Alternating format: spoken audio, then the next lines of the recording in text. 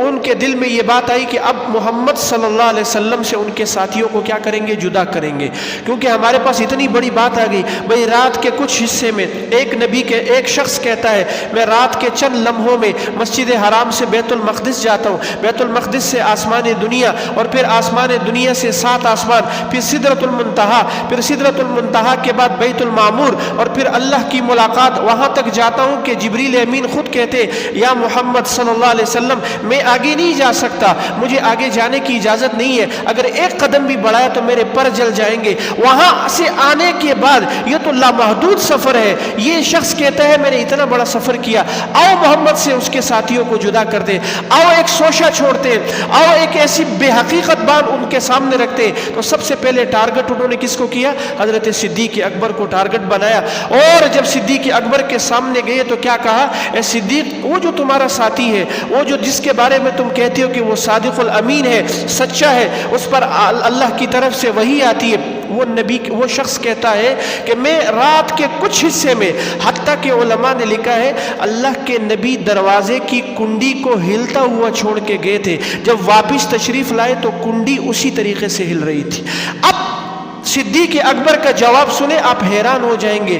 صدیق اکبر کہتے ہیں تم تو اتنی بات کہتے ہو، ہم تو اس سے بڑی بات کی بھی تائید اور تصدیق کرتے ہیں، اور وثوق سے کہتے ہیں میرے نبی نے، ہمارے نبی نے جو ہمیں بتا دیا ہم اسے اظہر من الشمس سمجھتے ہیں، ہم اسے سچا اور سچی بات سمجھتے ہیں۔ وہ کیسے کہ ہم نبی کی مجلس میں بیٹھے ہوتے ہیں، ہم نبی کی مجلس میں نبی سے حدیث سن رہے ہوتے ہیں، نبی ایک دم سے ہمیں کہتے جبریل امین آئے، حدیث بیان کی اور واپس چلے گئے، ہم نے جبریل کو نہیں دیکھا لیکن نبی کی بات کی تصدیق کرتے۔ تم تو اس بات کی بات کرتے ہو، ہم تو اس سے بڑی بات کی تصدیق کرتے، ہم بن دیکھے چیزوں کو جو ہے بن دیکھی چیزوں کو پر کی کیا کرتے ہیں؟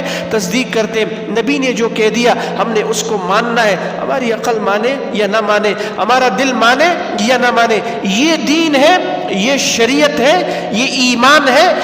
اس کے علاوہ اگر کوئی دین کو عقل کی کسوٹی پہ پرکھے گا اور دین کو اپنے عقل کے زاویے سے دیکھے گا، دین کو جو ہے وہ اپنے ذاتی جو ہے وہ دل کی رائے سے سوچے گا، تو یہ گمراہ ہوگا خود بھی اور دوسروں کو بھی گمراہ کرے گا، ضلوا و اضلوا کا مصداق بنے گا۔ تو اس لیے حضرات محترم کیا ارشاد فرمایا حضور علیہ الصلوۃ والسلام نے؟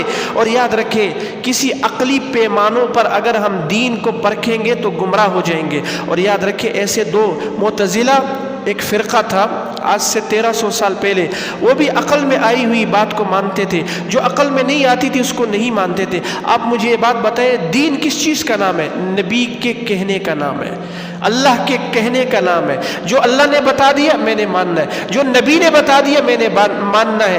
حالانکہ ہماری عقل کے اندر دین کے 90% چیزیں نہیں آتی، لیکن ہم نے اس کو پھر بھی ماننا ہے، ہم نے اس کی تصدیق کرنی ہے۔ ہمارے ایمان ہے کہ ہمیں رسول اللہ صلی اللہ علیہ وسلم نے جو بتا دیا یہ حق ہے اور سچ ہے۔ اس لیے حضرت علی رضی اللہ تعالیٰ عنہ کہتے ہیں اگر دین عقل کا نام ہوتا اور عقل کے مطابق سمجھنے اور سننے کا نام ہوتا تو ہم کبھی بھی موزے کے اوپر مسح نہ کرتے۔ حالانکہ نجاست تو نیچے لگی ہوتی ہے نا، وہی موزہ پہنتے یا نہیں پہنتے؟ نجاست کہاں لگی ہوتی ہے؟ نیچے لگی ہوتی ہے، ہم مسح اوپر کہتے ہیں، عقل کہتی ہے نیچے لگی ہے، نیچے ہاتھ پھیرو تاکہ صاف ہو جائے، لیکن دین کہتے ہیں نہیں اوپر پھیرنا ہے۔ ہم نے کس کی ماننی ہے؟ دین کی، نبی کی، اللہ کی ماننی ہے۔ اب یہاں اگر عقل کی مانیں گے تو کیا ہوں گے؟ گمراہ ہوں گے۔ یاد رکھیں واقع معراج پورا کا پورا الف سے لے کر یا تک، شروع سے لے کر انتہا تک یہ سارا عقل کے خلاف ہے۔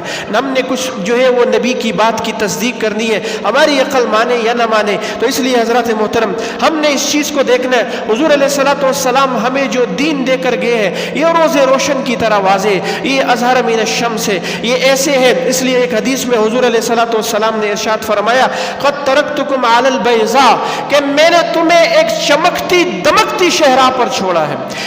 دین ایک چمکتی دمکتی شہراء ہے، اور یاد رکھے آگے ارشاد فرمایا لیلھا کنہارھا، اس کی راتیں بھی اس کے دن کی طرح ہے، جیسے اس کے دن چمکتے ہیں، جیسے اس کے دن روشن ہے، اسی طرح اس کی راتیں بھی روشن ہے۔ آگے ارشاد فرمایا لا یزیغ عنہا بعدی الا ہالک، اب کوئی گمراہ ہوگا تو اپنی ذاتی خواہش کی وجہ سے گمراہ ہوگا، نہیں تو دین میں گمراہی کی کوئی بات ہے ہی نہیں۔ دین نے تمہیں جو ٹریک دیا ہے، جو راستہ دیا ہے، وہ چمکتا دمکتا راستہ ہے۔ شریعت کا راستہ، دین کا راستہ، نبی کا راستہ، یہ فطرت کے مطابق ہے۔ اب اگر ہم اسے فطرت کے خلاف سمجھیں گے تو ہم جو ہے وہ صحیح راستے پر نہیں ہیں، ہم خود بھی گمراہ ہوں گے اور دوسروں کو بھی گمراہ کریں گے۔